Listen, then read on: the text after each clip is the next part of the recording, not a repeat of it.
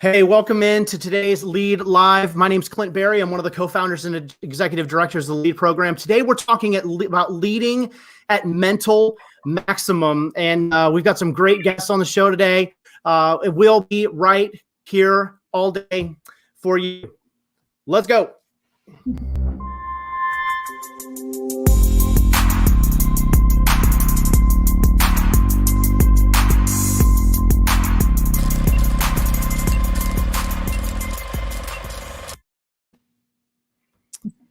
Josh Franks, Miss Ann Belkey, thank you for being on this Lead live stream. So glad that we can be together this afternoon with our leaders. And so we're going to talk more about leading on mental maximum. Let me give you my 24 hours, Ann. Okay, the last 24 hours, I've been trying to create a spreadsheet to get in on all of the CARES Act, right? So I can pay employees and develop the spreadsheet. That took a morning. And then my son wants to play croquet of all games, which I think is fantastic, but we've got to go outside and play croquet. Lorena was jumping on the bounce house in the backyard. It was super windy. And so the wind picked up the bounce house. She was inside of it. It flipped it on its back. She probably is a bit concussed. And then last evening, my water heater blew out. Now, that's just my family. Meanwhile, there's a COVID-19 pandemic happening, and I'm trying to figure out how to lead well in my organization. And I feel like I'm leading on mental maximum. And that's why we have you here to this conversation. Josh, describe some of your family's reality, ministry leadership, family life. Take us through some of that for you. Yeah, I think for me, like, it's making the switch from being a local church pastor and leader who is with people all the time to seeing them a lot online, but not really being able to feel like there's all that connection going on. And then just this week, realized that I have my own mental issues, which is I have run into burning building-itis. And that is that when I see crisis happen, I am never wanting to run away from it. I want to run into it, and I want to help, and I want to be hands-on, and I want to be there, and I want to bring people with me. And with the COVID-19 pandemic, it doesn't seem like I can do that.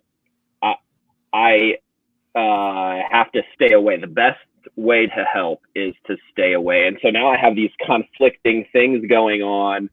And so fortunately I have a great support network that I reached out to, and I said, you guys got to talk me out of running into this burning building, because I'm ready to go help at every food bank possible.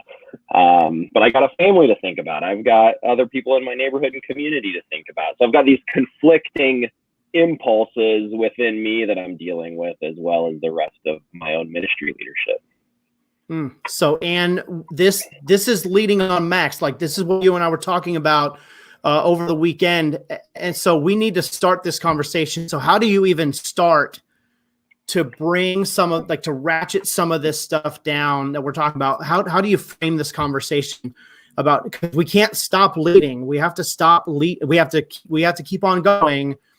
But let's start this conversation, Ann, and where would you have us begin, as you've just heard our last 24 hours or so? Yeah, I think a little bit, maybe, Clint, the way we started when you and I talked the other evening. And I think, Josh, I love your transparency and your courageous, wow, what a spirit to just put it out there. I'm running into burning buildings, or at least I want to, and I can't. And there's just so much wrapped up in all of that. And Clinton, you and I talked about isolation. Yeah. That whole feeling of, wow, in church on Sunday morning, I can connect before church. I can connect during the sermon. I can connect afterwards and get some feedback, or pray with people, or just love on people, or receive that. And that just is like gone in one fell swoop. So isolation is a big deal. We're going to talk a little bit later about what do I do about all these things. Another one is working from home. You're not working in your environment. Most pastors I know are not going into their church and even doing the online sermons. They're working from home. That's not everybody, and that may not be some of the pastors that are listening, but a lot of people are shifting and working from home. Clint, like you described, can be utter chaos, absolute chaos. Yeah. Then there's all those requirements to perform, that wonderful, overwhelming, I got to serve, I got to lead, I have to do all kinds of things, and I have to do them all well, right? I've got to take care of people. I need to spend time with my family and care for them. I've got maybe underemployment right now. I may have unemployment. I don't know. I might have from that some personal and other kind of financial shortfalls. The church may have financial shortfalls. I want to be caring for and spending time with my congregants and my other church leaders, but I can only do that electronically, like you were saying, Josh. And then I want to try to create new ways to provide services to congregants. And a lot of people I know weren't prepared to go online, to go live anywhere in any way, right? Right. Absolutely. Then I want to try in that performance realm. I want to try to provide for people well enough so that I maintain the attendance of our church, and also to somehow give legitimacy in helping people connect when I might not be connecting. I might be superficially connecting electronically even and not really feeling it. I'm just doing it. So those are some of the things that you and I talked about, Clint. Josh, that is kind of some of the context of the conversation, right? Yep, absolutely. So let's get into some of this. Like, let's just briefly talk through like working at home. And like Christine and I were even talking about, we're doing schooling at home. And so as much as Christine and I have developed an entire space dedicated for working, our schooling space is in our house. And so now for our children, we just came to this realization this morning. It's like, wait a second, we have this separation between work and home, but our kids don't have a separation between schooling and home. And so we're trying to think, okay, well, where do we need to be in our buildings that we own? Where do we need to be for how long, and all of the pacing? So, but let's just talk a little bit about work from home that could raise, like, the meter is just pegged because I don't have this divider line anymore between work and home. Can give us some thoughts on that? Well, what I'm seeing and what I'm hearing from church leaders across the board, not just pastors, but other church leaders too, is that people are feeling pretty overwhelmed. There's a lot of that performance feeling, but just that sincere desire to care for people well. And that's everybody in my house and out. So that's really significant. And then that can lead to feeling like a failure across the board as well, because I feel like I'm not doing all of it well. I can't even measure whether I'm doing it well or not. I can't see people's responses in a sermon. I can't get any feedback from that. I'm just hearing or seeing blips, like somebody's online and they're saying, well, this and this and this. So that's really difficult. You can question your own calling and your doubt about that calling. It can feel like that pressure leaves you in this place of feeling powerless and without control over your own life, let alone what's happening with your kids, your spouses, your congregants, your church leaders. Yeah. And so in the middle of that, we can come up feeling like I'm probably the loneliest I've ever been. And I don't know what to do with that. And there might not be a place I feel like I can put it. There's this longing for help that comes up, especially like you're saying, Clint, I've got all these things going on and I don't know how to do all of it well. So I wonder if there's anybody that can help me. Is there somebody that can help me in technology? Is there someone that can speak to where I am? When I'm not sure what to do, I can do the fight, flight, or freeze thing, right? My brain is taking over in that survival mode, and I'm in a place where I need desperately to connect. So in order to really deal with anxiety that's happening, anxiety comes out of fear. And it's really important to own that fear in a way that I confess that fear. I've got to go to the Lord and say, I'm really afraid, and be specific. I'm afraid about this. I'm afraid of that. I'm worrying about this. And That's right. Lord, I want you to know that I'm bringing myself. This is all I got. And I'm really concerned here. I know that I should have faith, Lord. I know that I should believe that you have everything under control, that you didn't wake up one morning surprised like us. You knew it in advance. So in order to stave off depression, really deal with any anger that's there, the frustration that comes out of it, that strong desire for relief, the things that might lead to thinking about just throwing in the towel in all kinds of directions and to lots of deep extents. Mm-hmm. The best possible thing we can do is connect. The first and Yeah. best possible thing we can do is connect. And we're talking about coming back to the word. I'm thinking of Philippians 4. God is so explicit in that inspirational word to us. He wants us to pray with him without ceasing. He wants us to talk with him. He wants us to bring our needs and make them known in prayer and supplication. Bring that petition, bring that petition, bring that petition. And that's basically that ongoing, praying without ceasing, unending conversation, moment by moment by moment by moment. Whatever it is, am I talking to God instead of talking to myself? That self-talk can take over, and it's so automated. And whatever our history of talking to ourselves has been, which a lot of us have a really, really negative self-talk, generally speaking, whatever that history is, it's going to come up. I had a professor in grad school that used to say, people are like toothpaste tubes. Whenever you squeeze them, whatever is in there is going to come out. Mm-hmm. And he's That's so right. right. When I get squeezed, I go back to what I used to do before Christ in coping. It's definitely not toothpaste that comes out of me when I'm squeezed. Well, and let's be really honest. Like, I think leaders who are not, thinking these things through, like, not only is it like anger that comes out, or I'm a little bit short-tempered, but the temptation to use pornography, the temptation to just self-isolate or to bury in a phone.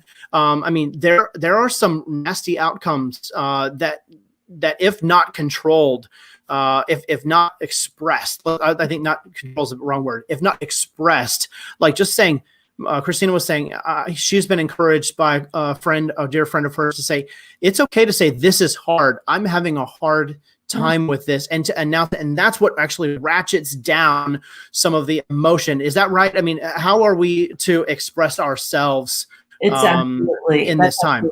That's absolutely right, Clint. When I am really feeling the stress day to day in my own work, I mean, I see and hear a lot of really, really hard things. And I'm not a pastor, but man, do I hear and see some hard and some very tragic and sad things. And the first thing that I want to do when I'm actually working with people that are sharing with me a really difficult thing, I want to say to myself, this is their story. They're sharing it with me. I am the hearer of their story. And then I want to make sure that I am praying in those moments and through those moments. As I'm connecting with other people outside of my work, the first person I want to connect with, and I believe is absolutely mandatory and just set that way by God, is my spouse. I want to go to my spouse and I'm going to be honest. I'm going to say hard things. I'm really struggling right now. This is really hard. I'm not sure what's going to happen. I just know that God has the answers, even if I don't. I'm going to confess truth to my spouse. I'm going to say, we are going to get through this. And whatever it takes, I'm going to be here for you, and you can be here for me. And so those times are essential. Leading, I think, comes out of, or at least good, effective, solid leading comes out of stability. It comes out of knowing who God is, but also knowing in those moments when I'm supposed to be leading other people to God, I have to be with him first. I have to be in him first. And that has to come. Even if it's, I've got 3 minutes in the bathroom, that's all I have. I'm going to go in there and I'm going to spend that time. Yeah, sure. Not wasted. Right, John? You're nodding. Mm-hmm. Yeah. Yeah. It may be the only time you have. The kids may be pinging off the wall because they're anxious, they're excited, and you're drained.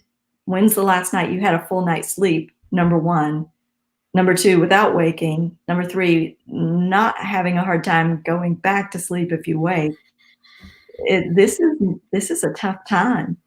So connecting first with God and then next with my spouse, really important. For those pastors who are listening who are single, if you're not in that place to turn to a spouse, and all of the pastors who are listening, I would encourage you highly to, if you don't already have a group set up of your pastors in your realm, in your district, or however you're structured, if you don't have them set up on a group meet at least once or twice a week and really say the truth to them about you and hear their truth as to what they're going through. As you said, Clint, just speaking it, just saying it helps us to cope. The things that go on in our brain and our neurological system, that is such an amazing, soothing thing. It's not that all the things that we're worried about are going to disappear or things are going to get easier or change immediately. But there is something amazingly, wonderfully designed into us that God made us to connect. And he says, this is the best place that I have you, humble, coming to me, and connecting with those closest to you, both in your work, but first in your family. Does that make sense? Yeah, for sure. Definitely. Good. Josh, it reminds me, some of what Ann is talking about here reminds me, and for our leaders who have read the book, The Cure, remember it's talked about a sin cycle, but in this case, it might be like a mental maximum cycle. In one of those, charts, in one of the charts, it's just telling on yourself. And so maybe bringing that out and just saying, this is miserable, or, my hot water tank blew up. I'm okay with it. It's just frustrating as all get out, that we have to do this in the middle of social distancing. There's just one more thing to do.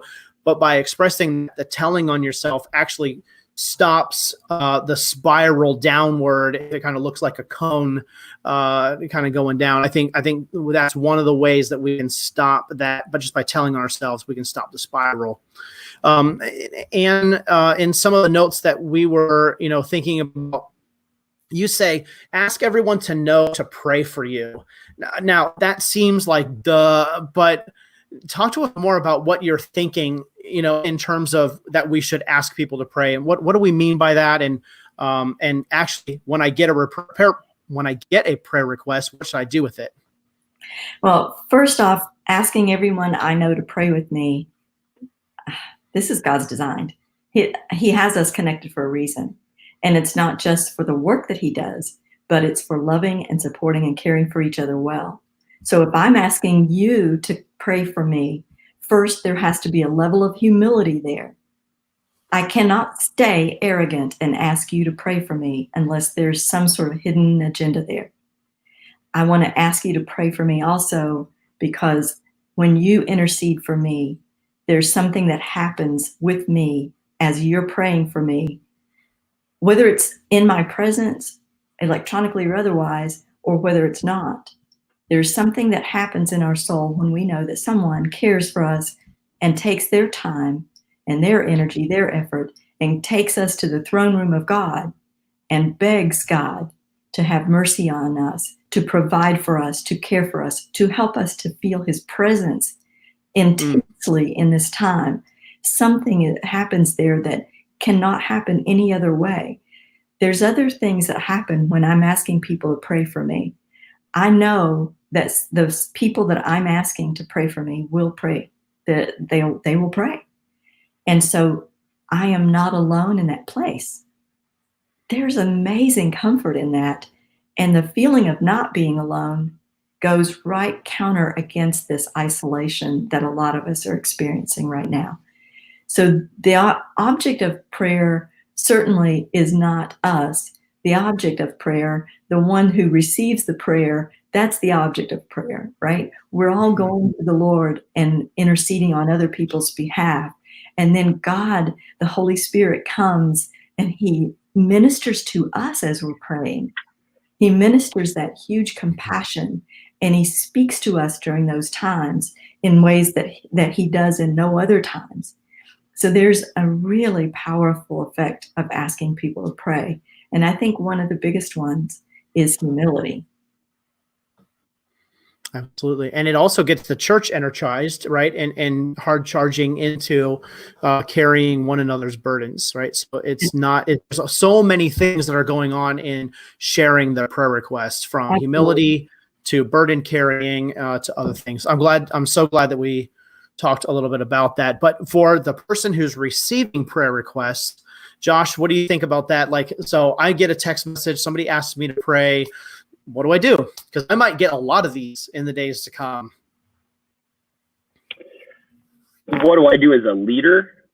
Yeah, well, what do we do as a leader, or if it's just a friend? Like, so we're both in ministry leadership. You and I are texting back and forth. I say, man, water heater just blew apart. Will you pray for us?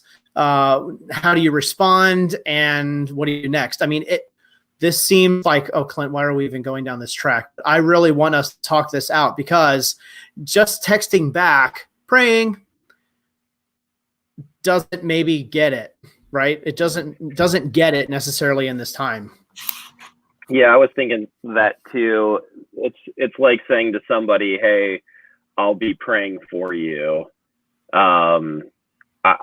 I think it's appropriate to text a specific prayer or scripture back that you're praying for them, or shockingly, you can actually dial their number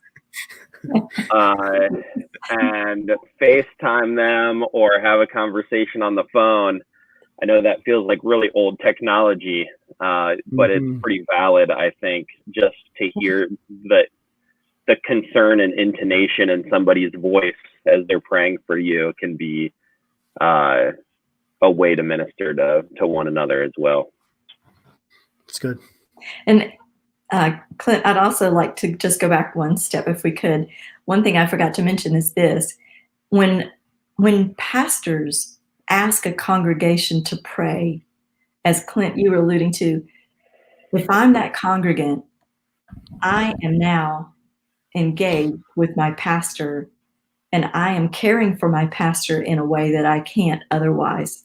And in this time, it's really easy to slip into feeling like I have no purpose as a congregant. I can't do anything. I have no power as a congregant, especially those people who've been very active in the congregation. Then we look at those who have never been active in a congregation. Maybe they're not even a member. They can pray. And as you're asking your congregation, if you send out a shotgun request saying, will you please pray for me? Please pray for me. Pray for me that I will be diligent in my work, but I will also care for my family well. Pray for me for balance. Pray for me, whatever those needs are that you have. I now know better how to do that, but I also have an opportunity to have empathy with you and compassion that I don't know about if you don't tell me. So that is really, really important to keep you connected to your congregation, but also those of us who want to stay connected to the pastor, not just to our groups or who we're meeting with. That is really important. That's good. Yeah, that's good. One of the comments I'm seeing is from Les McMahon, one of our cohort directors, regional directors for the LEAD program. He says, make a list of things to pray and be specific in that request. And I agree with Les as well. There's a comment from Jordan White, a question from Jordan. It says, how can leaders best communicate their availability to be a safe place to talk, pray, and just share with? So what can we say to Jordan towards his question, Anne, about how leaders can best communicate their availability so it doesn't come across, I think I'm kind of with Jordan, is it just doesn't come across as this blanket, like I'm the pastor, I'm the ministry leader, I'm supposed to do this. So what comment could you give to Jordan on his question? Yeah, I think it's a wonderful question. And I think I think it could be experienced by pastors as a sticky wicket, because you give out an invitation to your whole congregation or your whole group, and all of a sudden your phone is ringing off the wall day and night. So, I mean, being real, right? How do you balance all that? So I think there's that.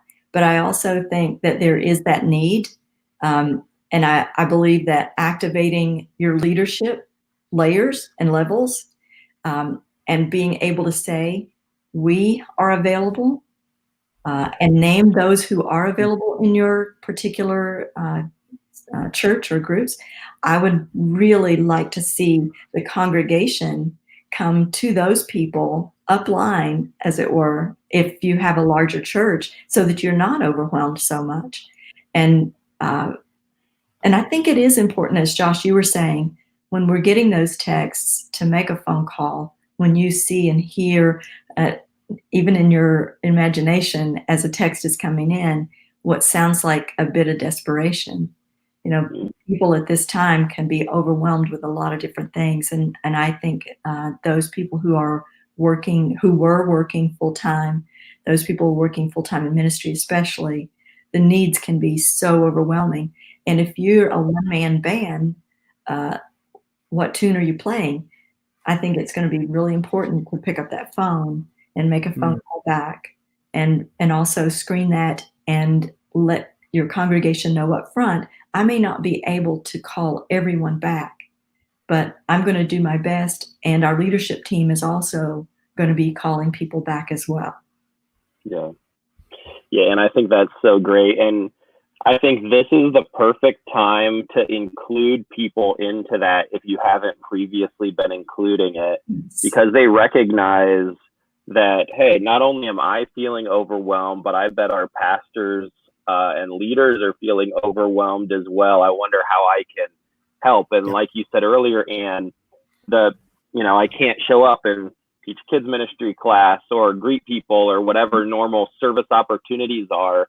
And so for you even to recruit people into that now is the best time to do that, because people want to help. And just like me, I want to go be with people, serve them, whatever the case may be. And I just can't, because that's not the best way to help right now.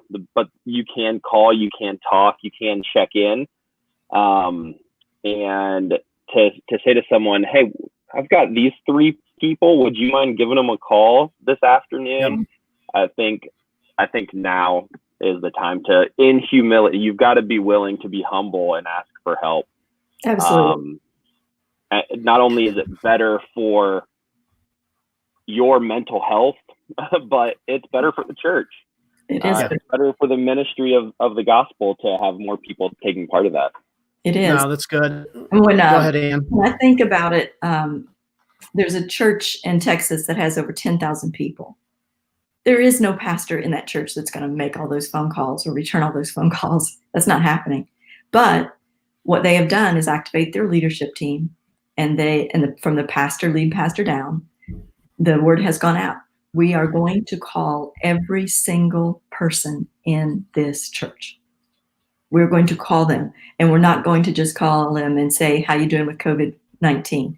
We're going to call them and say, how are you doing? Is there anything that we can help you with? Could I pray for you right now? I just wanted to check on you to see if you're okay. How's your family? And then ask, how's your extended family? We may not get a lot of negative feedback from somebody, but if we ask about their extended family, you might hear about an ailing parent. You might hear about somebody who was already sick and then this happened. You might hear about financial problems. You might hear about all kinds of things. And again, there are things that we cannot address. There's no way we cannot address the bulk of the need of every single person that we care for. But we can be there. We can listen, and we can encourage in the Lord. We can pray, and we can make a legitimate commitment that says, when this passes, when we are able to be face to face again, when our congregation is able, We're going to see what we can do for you. We're going to try to help if that is within your power to do so. What does that sound like?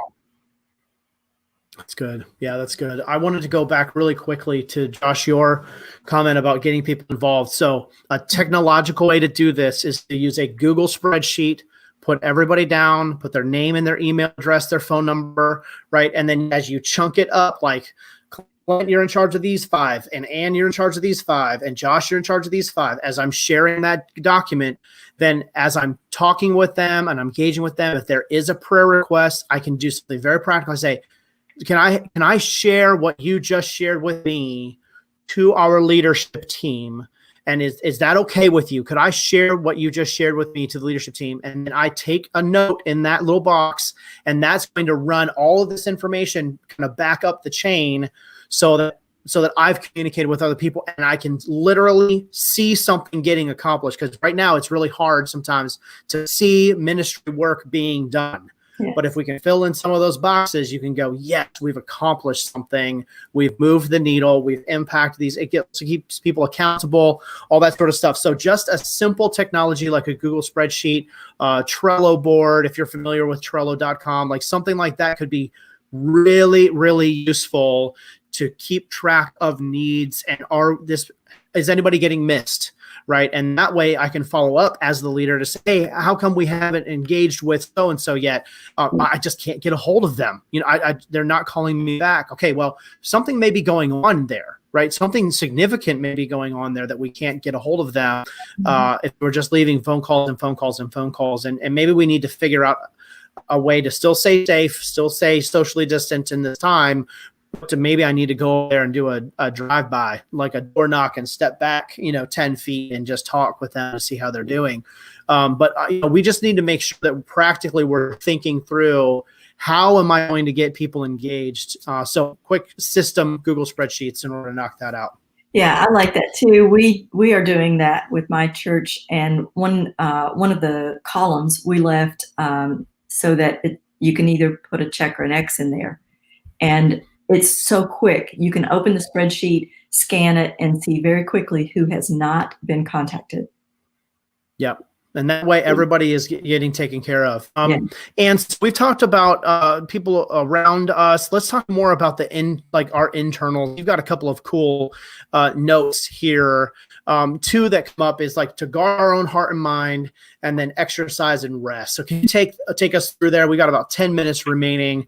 Okay. Take us through some of those ideas that you've got for our leaders. Well, when I think about guarding our hearts and minds, I think a little bit about what you were talking about earlier, Clint. If I'm not connecting in a meaningful way with other people, my mind is going to go do something else.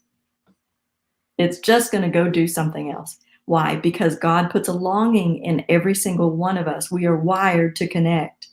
When I am not able to do that, when I can't look at someone else and say, are you there for me? Can I count on you? And the answer is no. When I can't do that, my mind is going to try to self-soothe me. And in that's when the pop-ups for porn, all the internet stuff, anything else that I've ever used in the past. The tough thing with pornography is that those images are already in there. It's not like alcohol or drugs or some external substance that you have to go get, or even food or something else. But those things are already there. The memories are already there. They're easily accessed, and there can be flashbacks of all kinds of those things coming. But I want you to know that if that's happening to you, if that's happening in your mind, I want you to be able to say to yourself, man, do I ever need to connect with a person? I need real live connection. And that's the time you pick up the phone and you call somebody. Texting, fine to say, do you have a moment to talk? But I really want people to connect. There's something really deep about that. And there's more and more studies coming out now that show that with pornography in particular, that pornography and other addictions across the board, those are being more and more considered intimacy disorders. And I would like really very much for the church to consider that. I believe that is science discovering God. He made us to connect.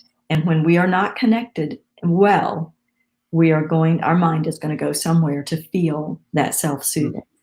So in guarding our minds and our hearts, that reaching out to that brother, especially a pastor, especially a leader, somebody who gets you, who can say, even if it's not the same issue they have, who can say, I can see you're hurting. I can see that, and I get that, or I'm hurting in the same way, or this is driving me crazy too. I'm so glad you said that. I'm glad to know that I'm not the only one.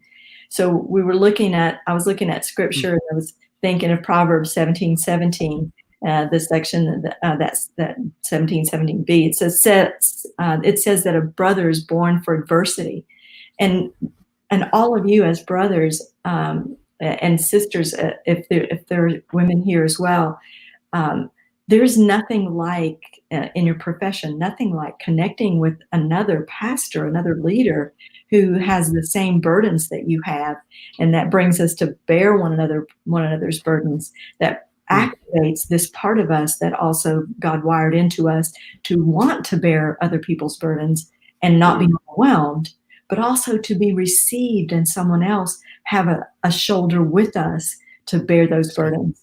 Then in Proverbs 27:17, it talks about one of us sharpening another, like iron sharpening iron. You know, I can be sharper in what I do. I can be stronger in what I do if I know that you are with me, if I know that I am not alone. And the more I can connect with somebody who truly does understand and they get where I'm coming from, the better I'm going to be able to really do well in really hard times. Now, pastors can also talk to their spouses to a certain extent about the difficulties, as I talked about earlier, kind of in the top of our talk. And there's nothing like sitting down with those close to you and asking them very vulnerably, will you pray for me right now? And then also to say to them, I'm going to pray for you. I can see this is very stressful for you. Yeah. Could I pray for you right now? So we stop in front of the sink and we get that other person's hand and we just say, wait, I can see, I know you're going 8 ways right now, but just a 30-second prayer. Father, will you please bless my spouse right now with that peace that passes understanding? Will you please give us that, Lord? And that will become more and more of a habit the more often we do it throughout our day. So those things are really important when we're really not doing well and these other things are coming in that shouldn't. And I wonder if there are things that you've seen in ministry leaders that maybe we could call them myths of how they cope with being on mental maximum, that they think that this is actually going to help me, whatever it is, zone for a minute or something like that, that maybe we can bust some of those myths or confirm some of those things that are helpful for people. But anything that you've seen in as you meet with people as in your ministry that they've kind of convinced themselves this is the way that I unplug, but really it's not benefiting them.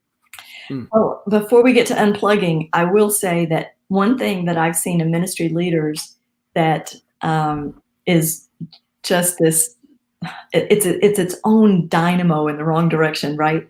And that is, if I do more, fill in the blank.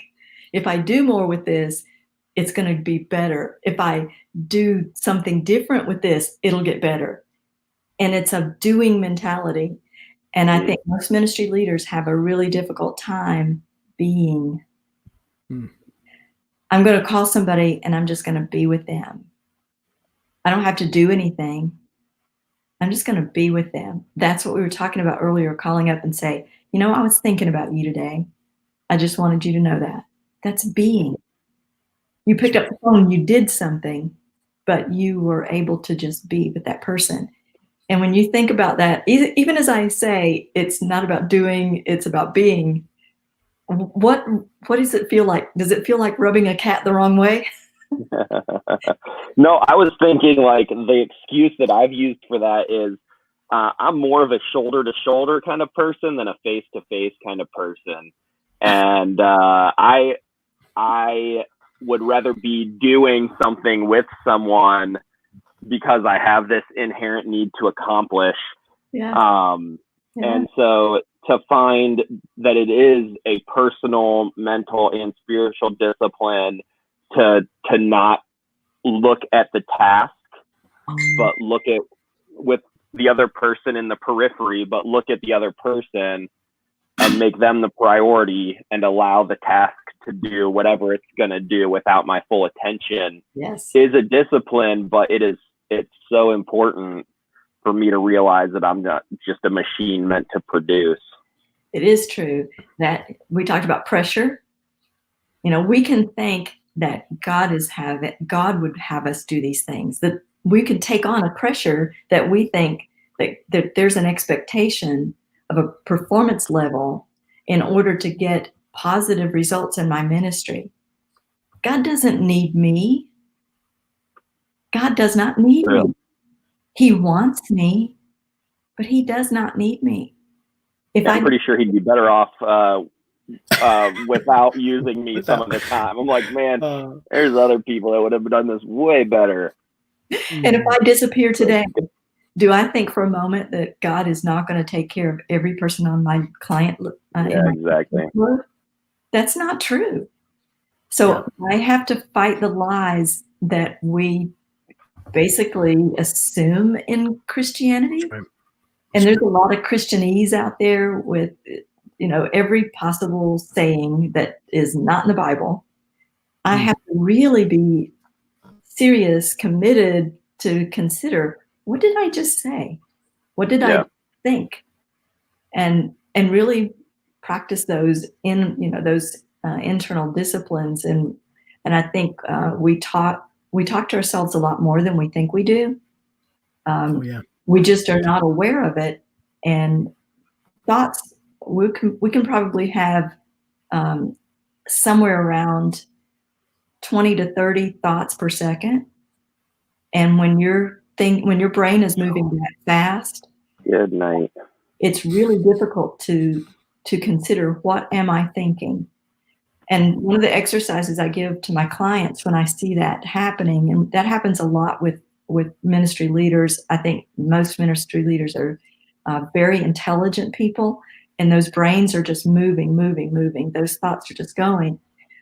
Is one of the exercises I give them is to keep a notepad just handy and just start writing down just whatever random thoughts are going on. And it's hard to do that because it's hard to slow down enough to do that. But I ask them specifically to write down negative thoughts, whatever the negative thoughts are. This is probably not going to happen. I'm not very good at that. Oh man, I blew that. Oh, I forgot to do this. Oh my goodness, I just lost my temper with my kids. I haven't talked to my wife and having a serious personal conversation just about us in 3 months. All those things that just go flying through our heads. The myth is we got it under control. The myth is I'm good. I don't need you. Right? The myth is if I don't do this, it's not going to get done. So I have to do it. There are a lot of them. The myth is if I don't do all of these things well, I'm a failure. I'm, God's disappointed with me. He's looking at me going, "Oh, you got to be kidding me." Yeah. You did that, or you didn't do this. That's not true. That is just not true. It's us that thinks that. It's we who believe that. God's not surprised by any of our sinful or self-degrading thoughts. He just doesn't think them. He doesn't agree. Right. And I think with ministry in particular, we can have probably the most blurred lines between our vocation and our family life of any occupation on the planet. Yeah. And we can say to ourselves, I'm doing ministry. I'm doing ministry until we look around and our family's looking at us like, I'm sorry, do you live here? Mm-hmm. Yeah, right. Mm-hmm. And now they're like, you live here all the time. Do you have to live here anymore? Yeah. It's sort of like, I was active duty Navy for 14 years.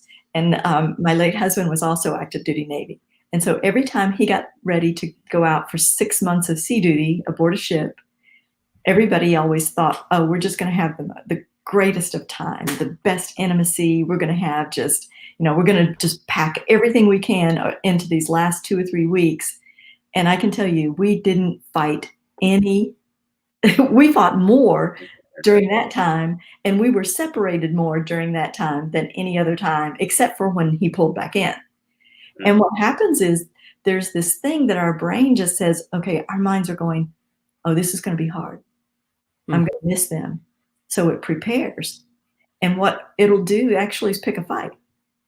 And the frustration and aggravation of being abandoned or abandoning another will come up. And so, yeah, our mind anticipates all kinds of things, and it can literally shut out. And the reason I say that, Josh, is all of a sudden, this family that wanted you home so badly, they don't know what to do with you now. That's funny that you tell that story, Anne, because my wife Jen and I joke all the time, like before I leave, if I go away for a couple days of meetings or some ministry thing, or even if she's going to visit family or something like that, that we kind of know in a few days range before one of us leaves, we're like, all right, it's going to get a little spicy around here. Yep. The fight potential is really high. So we've become super aware of that, and we laugh about it now, but early on in our marriage, and then like that was no laughing matter. Yeah, when he would come home after 6 months, I had my own way of running things because I had to, right? I had to do it. And so now you guys are back in the house full time, and you have your own way of how you'd like certain things to go. And it's probably not going to go that way. And your spouse may be really angry, very upset, or feeling like, wait a minute, I had this all figured out, and I had a system here. I don't know where to put you in it. And you can feel like the odd man out. Yeah, definitely. But it's important to say that, hey, I'm feeling like the odd man out here. Or how can I jump in? Where can I jump in? And I want to feel like I fit here in our own family again. And I know this is for all of us.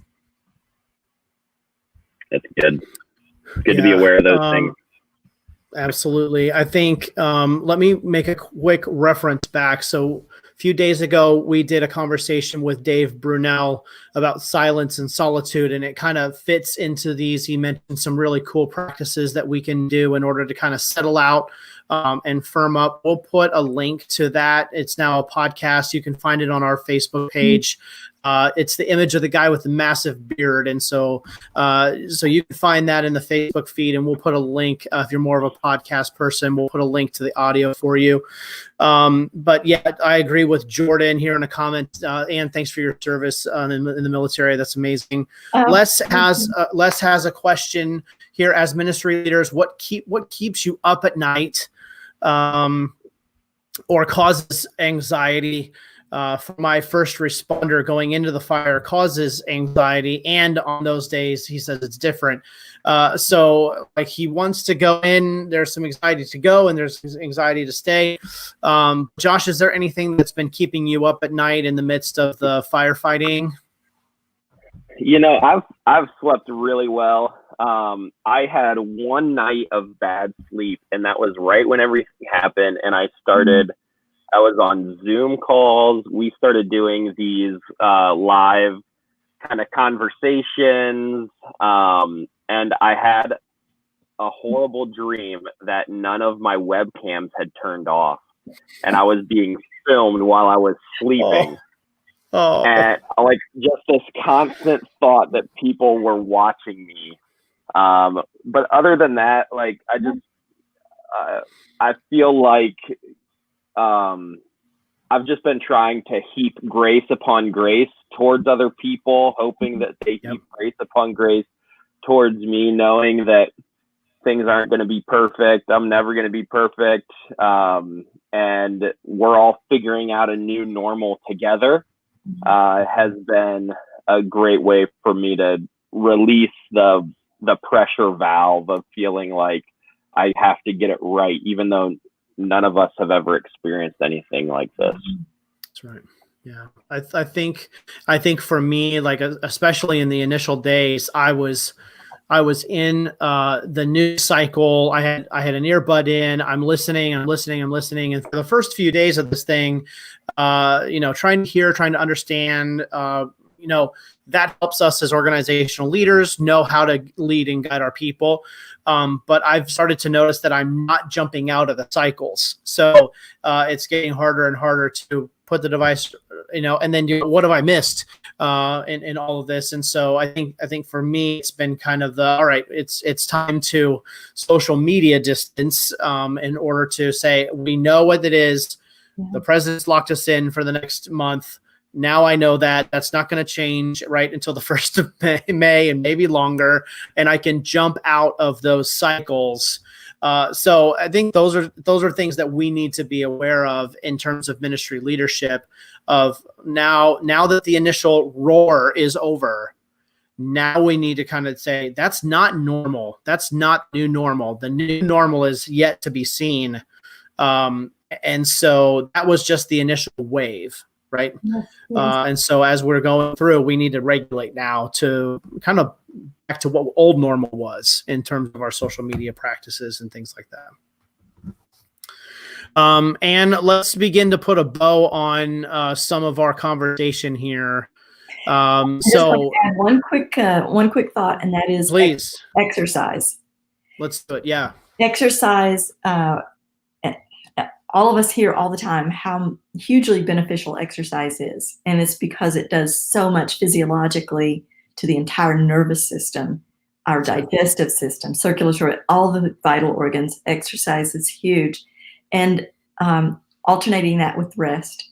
And even if rest is only, like I said earlier, a few minutes in the bathroom, to do some deep breathing. And when I talk to people about panic and fear and anxiety, I usually will tell them to do the breathing. But in the Christian sector of my caseload, I will say, as you're breathing in, speak to God about yourself. As you're breathing out, speak to God about himself, and confess the truth of God. God, I know that you love me and that you're for me.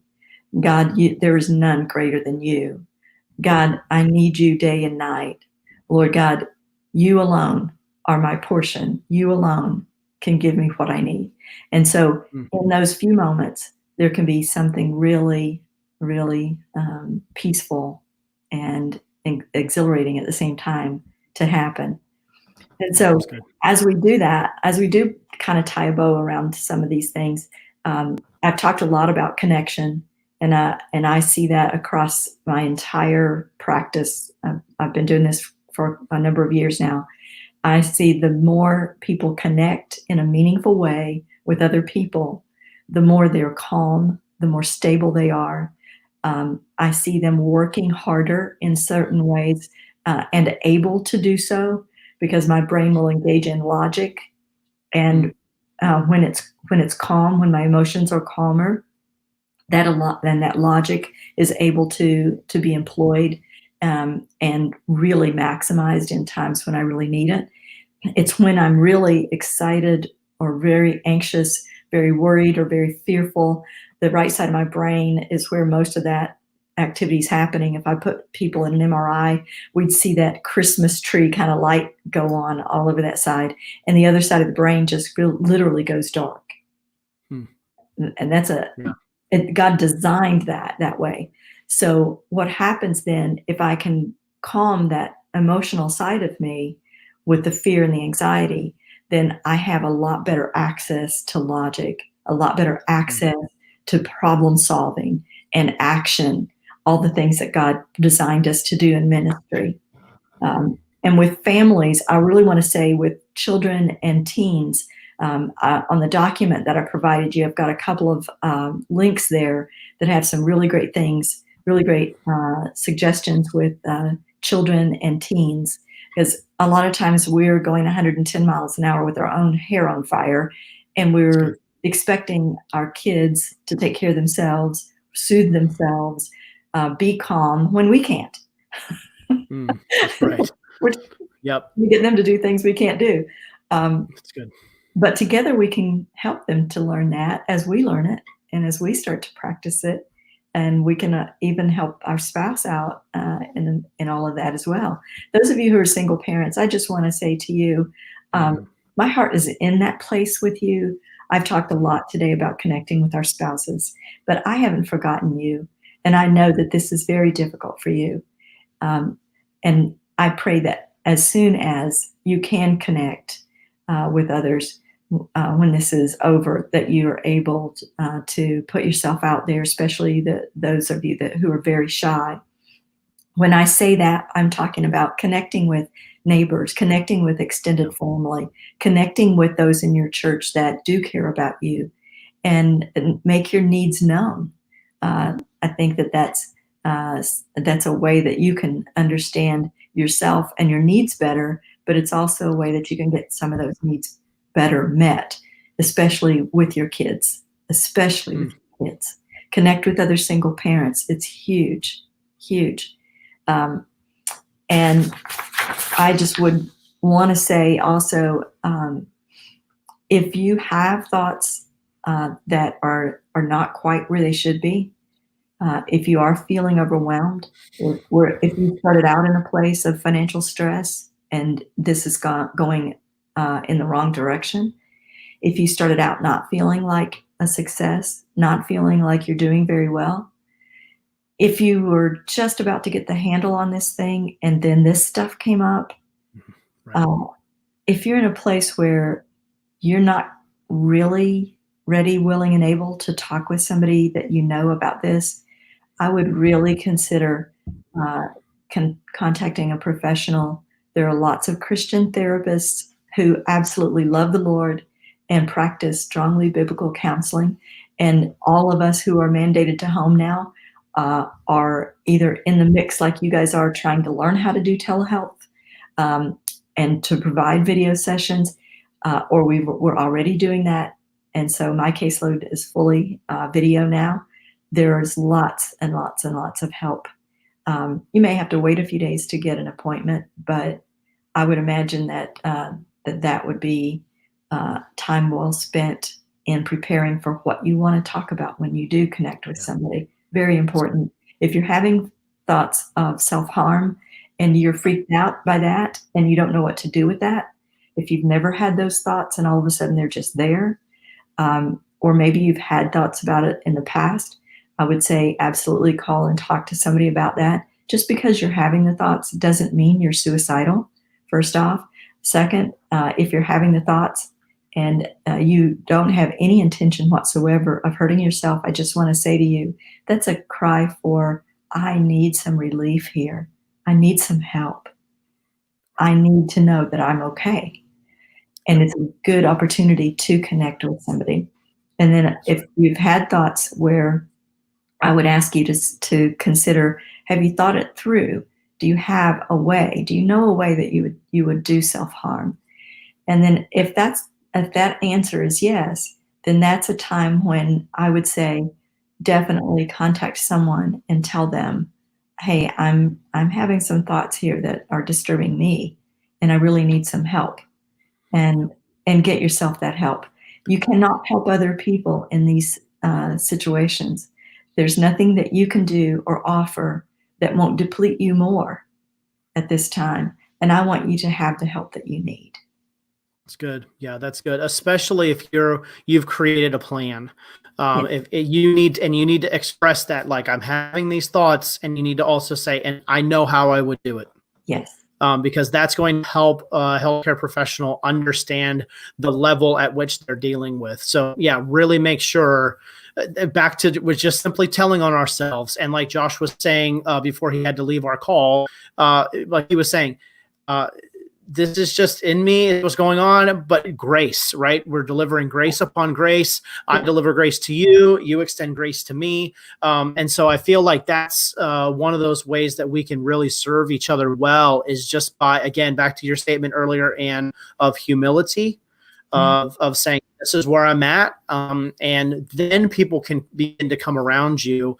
But ministry leaders, if you have someone who is coming to you and saying, I have this thought and this thought and this thought, do not pass that by. That is serious, and it should be taken seriously. So dig into those, dig into your contacts and type up, Emerge Ministries here in Ohio, a great resource. And we can point people, if you're leaving comments in the live stream or you're viewing it later, we can point you in the direction of Anne, and we can make sure that our networks around the country, I think, are growing and growing, so that we have some talented people that we can talk to about mental health and stability as we're going through these times. And my heart goes out for those who are in like apartments, like especially high-rise apartments. We have a blessing of being able to get out of doors because we have a backyard and we can play in the front yard and still kind of isolated and contained. But for those of our viewers that are in high-rise apartments where they're not able to go outside during this time, this can feel not only confining and restricting, but almost claustrophobic in a way. Do you have how are we going to adapt exercise and providing time out, not only for ourselves as adults or ministry leaders, but for kids and different things? Do you have any thoughts about those who are in high-rise apartments that might be valuable? Yeah, I think with apartment living across the board, the space is limited. And I think it's very difficult for people to achieve any kind of privacy. And privacy, when you're really social distancing and you're disconnecting, privacy can be at a premium. It can be hard to live in the same house with several other people, or even 2 or 3 other people, and really feel like you have any time or space or place to your own thoughts and just a quiet time. And what I would recommend is look around the space, whatever it is. And again, bathrooms are always available in high-rise apartments, right? And I would set up a little bit of a schedule so that everybody has an opportunity to go either to a bedroom, to a bathroom, even this may sound a little weird, but even to a closet. It's quiet, it's dark, it's peaceful. And that everybody else, the understanding is that everyone else leaves that person alone. Give them a few minutes, and then you will get your turn to do the same thing. So there's a lot to be said for quieting that nervous system, quieting that mind, so that your soul can all of that can come down and your soul can come up, right? Good. Yeah, and we've allowed our kids to build tents, like to build forts, and it's just a different change of pace. It looks different usually every time, and it's just a different way to crawl in or out of something. And just like they have a little nook and a little place where that they have designed, that they have been creative with, but allow the forts to be built, and maybe even build your own fort as an adult, just to change it up a little bit and to feel like you're being creative or productive, and then creating a bit of a space where you just crawl in and go, all right, this is a little bit different, right? Yeah, absolutely. Another thing is we are all on the internet right now, and there are times when it's difficult to get on the internet right now. But I would, if I were in that position, I would definitely go online and I would Google things to do in an apartment during COVID-19. You're probably surprised at the ideas that people have. Absolutely. And also on places, wherever you're connected socially, on social media, Instagram, Twitter, Facebook, the same thing there. Hey, moms, what are you guys doing? Or hey, dads, what are you guys doing with the small space that you have? How are you maximizing that? I would definitely put that out there as well. And I think there's no better resources than seeing how people are doing this. Right. Oh, for sure. Absolutely. So, Anne, at the end of the show, each time we just kind of take a minute for a final thought. So, give us a final thought on leading at mental maximum from your vantage point.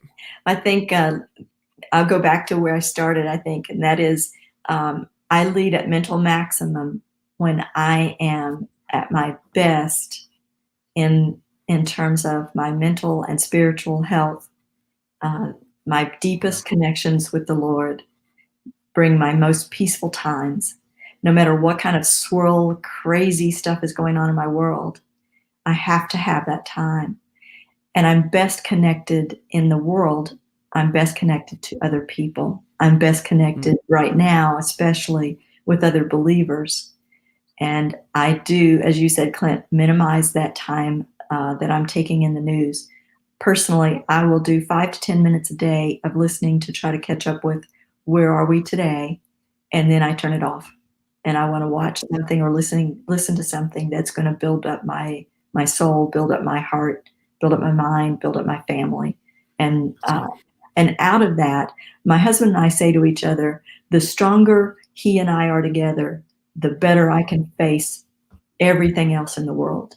And if you and your spouse are not in that place, it might be a wonderful time to start and work toward getting to that place. There's a book called Created for Connection that is really a good book, and it talks about patterns, negative patterns that we get into with each other, and how to turn those patterns back around to where we're doing this rather than doing this. That's good. Man, leading at mental maximum, my thought is just we're back to communicating again.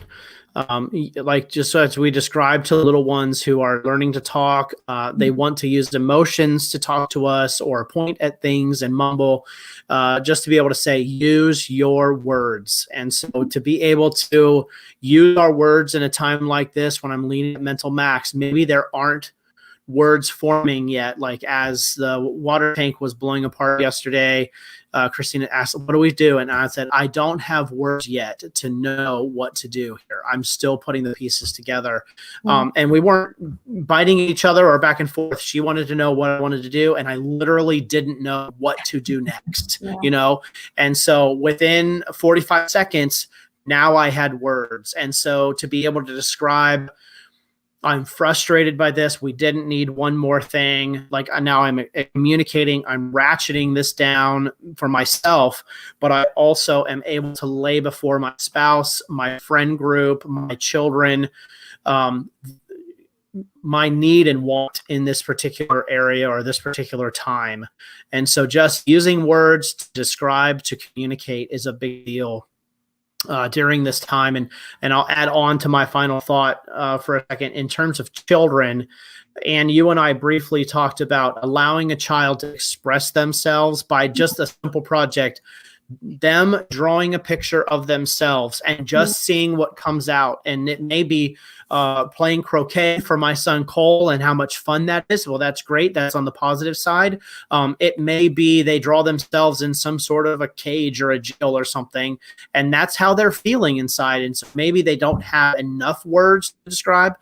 They can use a crayon and a blank sheet of paper in order to describe what's going on in their heart. If they don't have the words yet, especially if they're little, to really describe what's going on in them. And then just asking them, okay, well, what is, and then use the child's name as you've told me about, Anne, what's going on with them and why do they feel that way? And what they're doing is you're giving them, right, a creative outlet to describe what's going on. Can you talk a little bit more about that play therapy that you describe, and then we're going to wrap this sucker up as we've gone.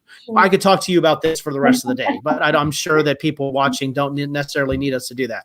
But talk to a little bit more about play therapy as we're ending our conversation today. Young children who can talk have usually a more difficult time telling others how they feel and what they're experiencing, rather than doing that externally. And what you're describing is, I suggest to have them draw a picture of themselves and just give them the time they need to do that, and whatever they decide to use to do that, crayons, pencils, colored pencils, whatever it is, they can be pretty creative. And then whatever the picture looks like, ask them to tell you about the picture. Ask them to tell you about the person in the picture. And for instance, if a girl's name is Sally, you'd ask her, what is Sally doing? What is Sally thinking? How is she feeling today? What does Sally need?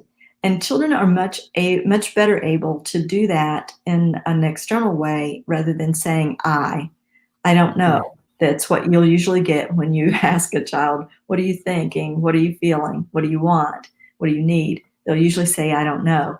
But they can, if you use a doll or if you use a drawing like that, they can usually say, Sally needs this, or Sally would like this. Sally's afraid, or whatever.